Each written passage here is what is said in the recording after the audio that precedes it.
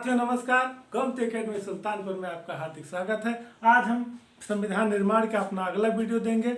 आज हमारा वीडियो भारतीय संविधान के निर्माण के विषय में होगा। भारतीय संविधान के जो वीडियो दिए हैं हमें आशा है आपको बहुत पसंद आया होगा और आगे का वीडियो आपको बहुत पसंद आएगा। परीक्षा के दृष्टिकोण से बहुत महत्वपूर्ण वीडियो है। सबसे मुख्य बात आप यह जान लीजिए कि हमारा जो वीडियो है वो परीक्षा के दृष्टिकोण से बहुत ही महत्वपूर्ण है। सबसे पहले आप हमारे वीडियो को सब्सक्राइब करिए, बेल दबाकर ऑल पे क्लिक करिए जिससे सभी नोटिफिकेशन आपको मिलता रहे और लाइक करिए और शेयर भी करते रहिए। आज हम आपको भारतीय संविधान के निर्माण के विषय में बताएंगे। भारतीय संविधान के जो विभिन्न वीडियो दिए हैं उसी कड़ी में यह अगला वीडियो है। इसके बाद भारतीय संविधान के विभिन्न भाग का वीडियो क्रमबद्ध तरीके से हम आपको देंगे। एक एक पार्ट भारतीय संविधान के हम आपको समझाएंगे और जो आपके परीक्षा के दृष्टिकोण से बहुत महत्वपूर्ण होगा। समय नहीं लेंगे लेकिन आप हमारे चैनल को सब्सक्राइब जरूर करिए, क्योंकि अगर आप सब्सक्राइब करेंगे तो हमारा वीडियो आपको पहुंचेगा। और छोटा छोटा वीडियो व्यू आप समझिए कि एकदम परीक्षा के लिए एकदम रामबाण है। आपके परीक्षा में आपको बहुत ही फायदा होगा हमारे वीडियो से। बस केवल थोड़ा सा ध्यान देकर समय निकाल के वीडियो को सुनते रहें। आज हम आपको भारतीय संविधान के निर्माण के विषय में बताएंगे। संविधान का निर्माण, संविधान का निर्माण।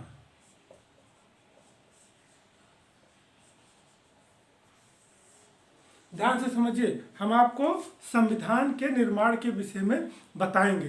तो सबसे पहले हमने आपको संविधान के डेट संबंधित एक वीडियो दिया था जिसमें विभिन्न जो क्रम से डेटें हैं उसके विषय में बताया था जो परीक्षा के दृष्टिकोण से महत्वपूर्ण है। अगर वह वीडियो नहीं देखें तो इसको देखकर इसको देखेंगे। जब डेट क्लियर रहेगा तो आपको कोई समस्या नहीं होगी, आपको स्पष्ट हो जाएगा। सबसे पहले हम क्रमबद्ध तरीके से संविधान निर्माण की बात कहाँ से आई, फिर संविधान सभा गठन कैसे हुआ, कैसे संविधान का निर्माण हुआ, इस पर हम स्पेशली फोकस करेंगे। तो मुख्य रूप से हम समझते हैं 1895 स्वराज विधेयक, स्वराज विधेयक, बाल गंगाधर तिलक जी, बाल गंगाधर तिलक।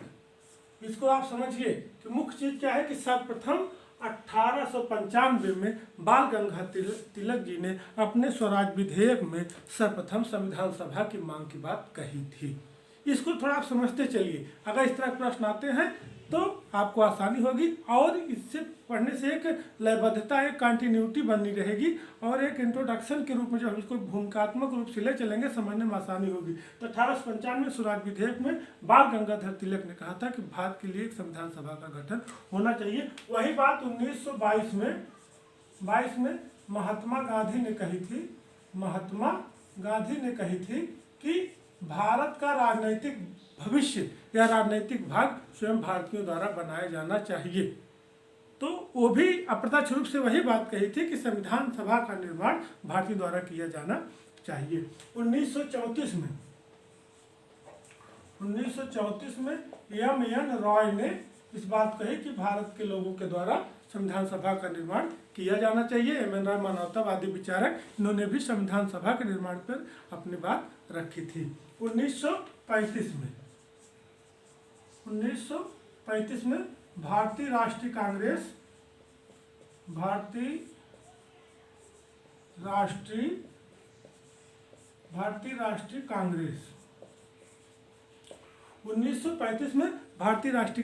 ने भी यह आधिकारिक रूप से पुष्टि की कि भारत के संविधान का निर्माण भारत की जनता के द्वारा किया जाना चाहिए। तो कहने का मतलब है कि इन्होंने भी संविधान सभा की मांग की, इन्होंने महात्मा गांधी में भारतीय राष्ट्रीय कांग्रेस में। अब आते हैं 1939 में कि भारतीय राष्ट्रीय कांग्रेस के प्रतिनिधि के रूप में पंडित जवाहरलाल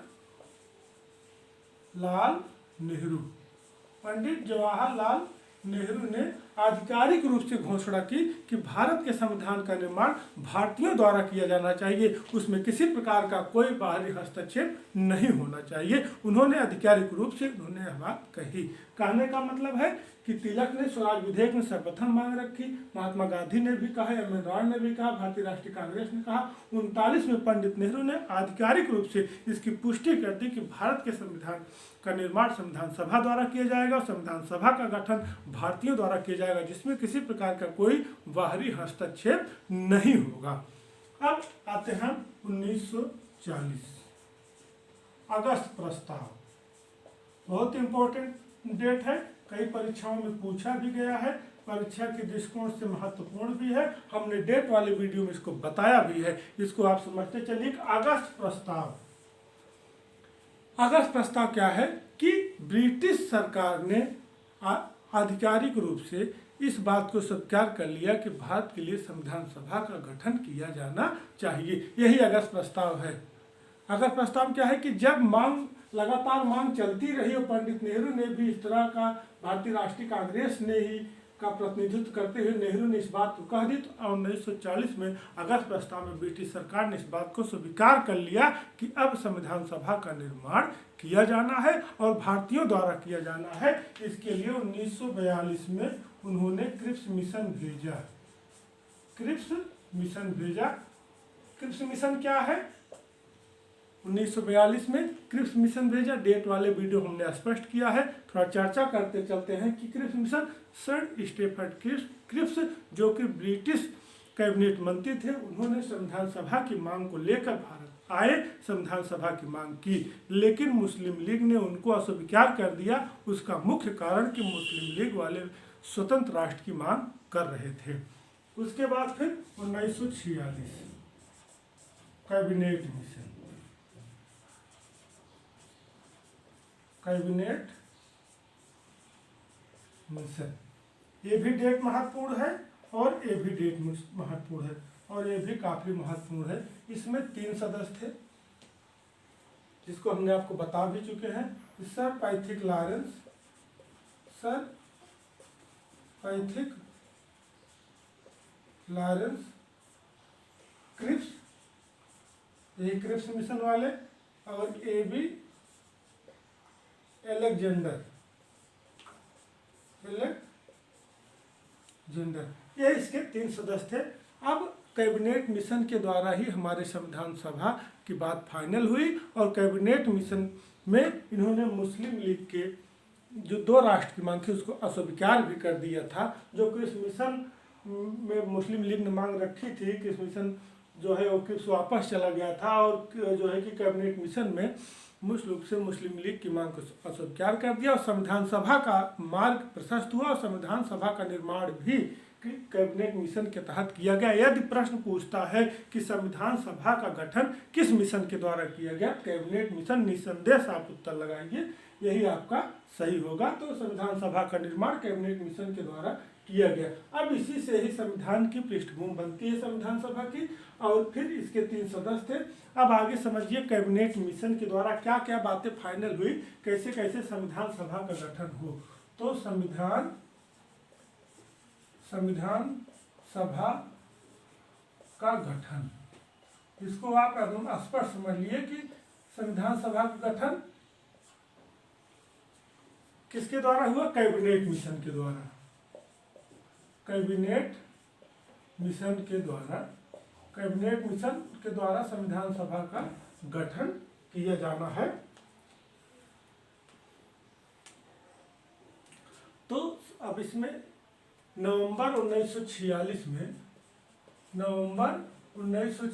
में कैबिनेट मिशन ने स्वीकार कर लिया कि भारत के लिए संविधान सभा का गठन किया जाएगा। अब उसमें मुख्य बातें क्या है इसको हम समझते हैं। प्रश्न में भी पूछता है, कथन कारण में भी और सीधे बहुविकल्पी में इस तरह प्रश्न पूछे जाते हैं। सबसे पहले उन्होंने इस बात को कही कि भारतीय संविधान जो संविधान सभा होगी इसमें टोटल 389 सदस्य होंगे। कितने होंगे? 389 सदस्य।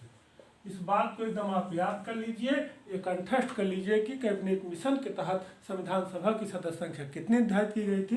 389, जिसमें 2 बातें थी। एक, ब्रिटिश प्रांत से कितने भरे जाने थे? 296, और देशी रियासतों से 93,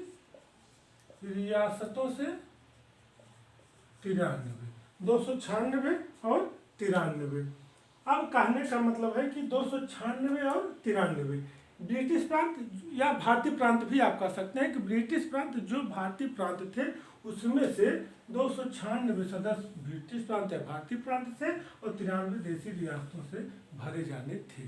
नंबर दूसरी बात, जनसंख्या के आधार पर प्रतिनिधित्व। जनसंख्या के आधार पर प्रतिनिधित्व, जनसंख्या के आधार पर प्रतिनिधित्व, मतलब जो प्रतिनिधित्व होगा वह जनसंख्या के आधार पर, अर्थात 10 लाख की जनसंख्या पर, 10 लाख की जनसंख्या पर एक प्रतिनिधि, 10 लाख की जनसंख्या पर एक प्रतिनिधि, इस तरह की बात रखी गई कि 10 लाख की जनसंख्या पर एक प्रतिनिधि रहेगा।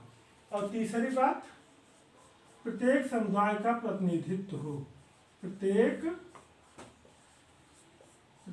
समुदाय का प्रतिनिधित्व। अब प्रत्येक समुदाय का प्रतिनिधित्व हो मतलब जो हिंदू, मुस्लिम, सिख, ईसाई, जैन, बौद्ध जितनी भी जातियां हैं सबका संविधान सभा प्रतिनिधित्व हो इस हिसाब से। इसलिए चुनाव की एकल संक्रमणीय हस्तांतरित प्रणाली अपनाई गई। अगर ये पूछता है कि संविधान में कैसी प्रणाली अपनाई गई, एकल संक्रमणीय हस्तांतरित प्रणाली अपनाई गई। और जो देसी रियासतें थी, देसी रियासतों के सदस्यों का चयन देसी रियासतों द्वारा किया जाना था, देसी रियासतों द्वारा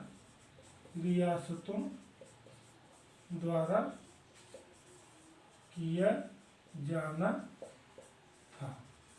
अब आप समझिए, कैबिनेट मिशन द्वारा संविधान सभा के निर्माण की मांग फाइनल हुई। उसमें मुख्य व्यायुक्त, इसमें 389 सदस्य होंगे, जिसमें 296 ब्रिटिश प्रांत या भारतीय प्रांत से, 93 देसी रियासतों से।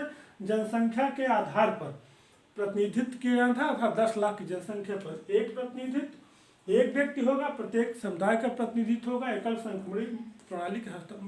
संक्रमणीय हस्तांतरित प्रणाली को अपनाया गया। देसी रियासतों का चयन देसी रियासतों द्वारा किया जाना था। अब इसमें आप एक चीज और ध्यान दीजिए कि जब चुनाव हुआ, अब ये तो हो गया, अब इसका जब इलेक्शन हुआ, जैसे चुनाव हुआ, तो इसमें जो है जो 296 ब्रिटिश प्रांत से थी, इसमें कांग्रेस को मिला 208 सीट। कांग्रेस को कितना मिला? 208 सीट। मुस्लिम लीग को 73 सीट। और छोटे या अन्य दल को 15 सीटें। तो इस तरह से जब जो है कि 296 सीटों के लिए चुनाव हुआ, तो इसमें से कांग्रेस 208, मुस्लिम लीग 73, छोटे दल 15। और जो 93 देसी रियासतें थी, इन्होंने संविधान सभा से अलग रखने की मांग की। देसी रियासतें जो है वो संविधान सभा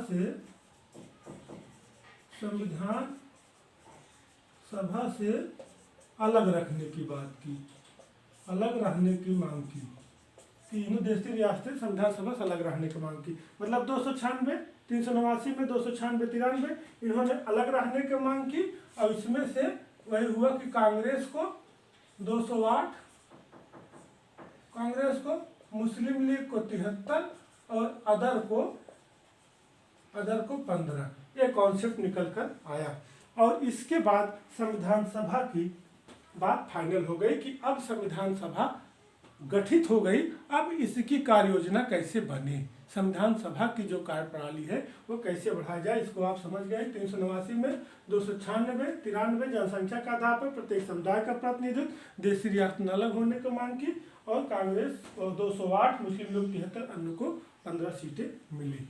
अब हम ले चलते हैं आपको कि अब आगे क्या होता है कि इसकी कार्यवाही, संविधान सभा की जो कार्यवाही बढ़ाई जाती है, संविधान सभा की जो कार्यवाही बढ़ाई जाती है, इनकी संविधान सभा की जो कार्यवाही की जाती है उसमें क्या होता है, इनकी प्रथम बैठक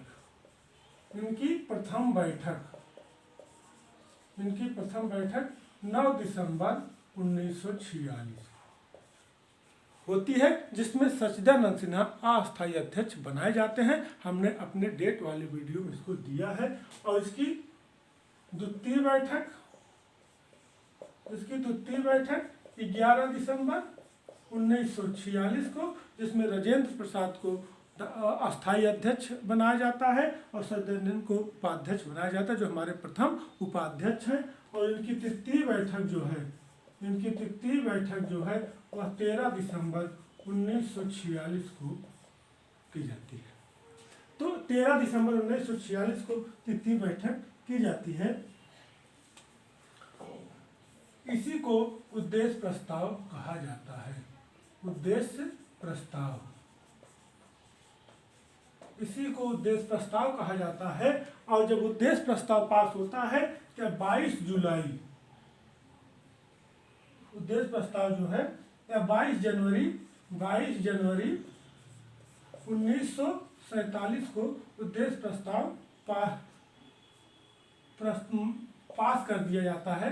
इसको जो है सर्वसम्मति से सहमति मिल जाती है। तो प्रथम बैठक 1946, द्वितीय 11 दिसंबर 1946, 13 दिसंबर में उद्देश्य प्रस्ताव प्रस्तुत किया जाता है और उसको पास कर दिया जाता है। उद्देश्य प्रस्ताव पास कर दिया जाता है। यही उद्देश्य प्रस्ताव बाद में चल के आपकी उद्देश्य क्या बनती है, यही उद्देश्य प्रस्ताव बनता, वो संविधान की प्रस्तावना बनती है। यह पूछा उद्देश्य प्रस्ताव कब प्रस्तुत किया गया, 13 दिसंबर 1946 का पारित किया गया, 22 जनवरी 1947, यही बाद में उद्देश्य क्या बनती है। इसी से संविधान के तीनों जो है कि बैठकों के बाद संविधान जो है कि किस तरह से निर्माण किया जाना है, उसके उद्देश्य प्रस्ताव पास होने के बाद धीरे धीरे जो है काम आगे बढ़ता है। और जो 93 हमारी जो है देशी रियासतें थी, वो भी धीरे धीरे संविधान सभा में आने लगी, संविधान सभा में शामिल होने लगी। जो हमारी देशी रियासतें थी वो धीरे धीरे संविधान सभा में शामिल होने लगी। तो कहने का मतलब है कि संविधान एकदम उनकी कार्यप्रणाली सेट हो गई, कैसे उनकी बैठक है, कैसे क्या करना है, और फिर संविधान देशी रियासतें भी उसमें मिलने लगी। और फिर अंत में जो है संविधान निर्माण की जो प्रक्रिया है वह प्रारंभ हो जाती है। लेकिन विसंगति क्या आती है कि भारत विभाजन की बात वह खत्म नहीं हुई थी, कि विभाजन की मांग को लेकर मुस्लिम लीग अडिग था। और फिर 1947 में भारत का विभाजन होता है और भारत के विभाजन के बाद सीटों की संख्या में कमी आती है। इस पर हम फोकस करेंगे। आप इसको समझिए कि जब 1947 में देश आज़ाद हुआ और भारत का विभाजन होता है, तो माउंटबेटन योजना, माउंटबेटन उस समय जो है कि माउंटबेटन के समय समझिए, माउंटबेटन योजना, इसके विषय में आप समझ लीजिए 1947 जब देश आजाद हुआ तो उस समय ये गवर्नर जनरल थे, ये 34वें गवर्नर जनरल थे, 34 ये 34वें गवर्नर जनरल थे टोटल। जब देश आज़ाद हुआ उस समय के गवर्नर जनरल थे। जब देश आज़ाद हुआ तो उन्होंने विभाजन के बाद सदस्य संख्या, क्योंकि तब जैसे टोटल बात हो रही थी कि टोटल भारत की, अखंड भारत की बात हो रही थी कि उसमें उसके हिसाब से सदस्य संख्या निर्धारित की गई थी। लेकिन जब पाकिस्तान का बंटवारा हुआ तो सीटों के में कमी आई, तो उसमें सदस्य संख्या में कमी आई, उसमें थोड़ा सा परिवर्तन हुआ। तो उसमें जो सीटें 389 निर्धारित की गई थी माउंटबेटन योजना के तहत, उन सीटों को ला दिया गया, उन सीटों को 299 माउंटबेटन योजना के तहत सीटों की संख्या 299 कर दी गई। इसमें कांग्रेस और देशी रियासतें, कांग्रेस से 229 सीटें,